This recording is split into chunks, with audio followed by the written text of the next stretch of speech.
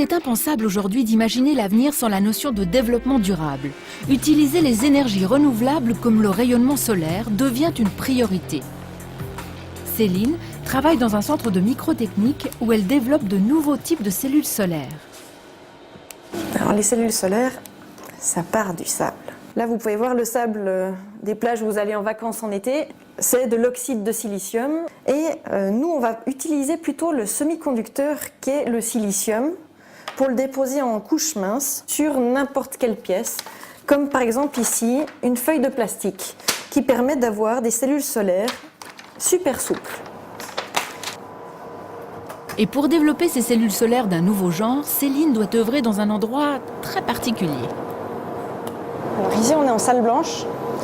Salle blanche, ça veut dire qu'il faut s'habiller spécialement pour limiter la quantité de poussière qu'on amène avec soi dans cette pièce, parce que ces poussières-là, elles posent des problèmes sur les couches. Les couches de cellules solaires sont extrêmement fines.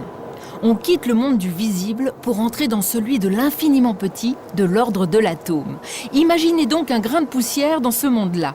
Les nanotechnologies ouvrent de nouveaux horizons sur la recherche et permettent d'imaginer des cellules solaires, autrefois rigides et opaques, appliquées sur une feuille de plastique souple ou sur une fenêtre par exemple. Le but, c'est d'avoir des cellules solaires qui sont à moitié transparentes et qui permettent de les intégrer directement dans les vitres, parce que vous imaginez bien que ça fait quand même des surfaces assez énormes, surtout les buildings commerciaux qui font des mètres carrés et des mètres carrés de verre.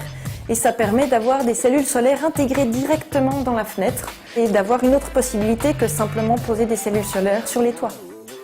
Ces nouvelles cellules solaires sont en phase de recherche et ne seront commercialisées que dans quelques années. Pour l'heure, on doit encore améliorer leur rendement et pour cela, Céline les teste sous un soleil artificiel. Comme vous pouvez voir, chaque petit carré est une cellule solaire. Donc là, on l'illumine. On regarde la réaction de la cellule solaire sous illumination pour voir comment elle va réagir une fois qu'elle est dehors au soleil. Très polyvalente, Céline a des compétences en mécanique, en programmation et en électricité. Moi, ce que j'ai choisi, c'est les cellules solaires, mais j'aurais très bien pu faire de la robotique. Dans la microtechnique, j'aurais aussi pu faire de l'horlogerie. L'aventure spatiale aurait aussi pu être un choix de carrière pour elle. En tant qu'ingénieure en microtechnique, elle pouvait concevoir des systèmes de pointe dans la technologie des satellites. Comme j'ai tout le temps plein d'idées, ce qui me motive, c'est de venir tester la nouvelle idée que je viens d'avoir ou que j'ai eue le soir ou quand je me suis levée le matin.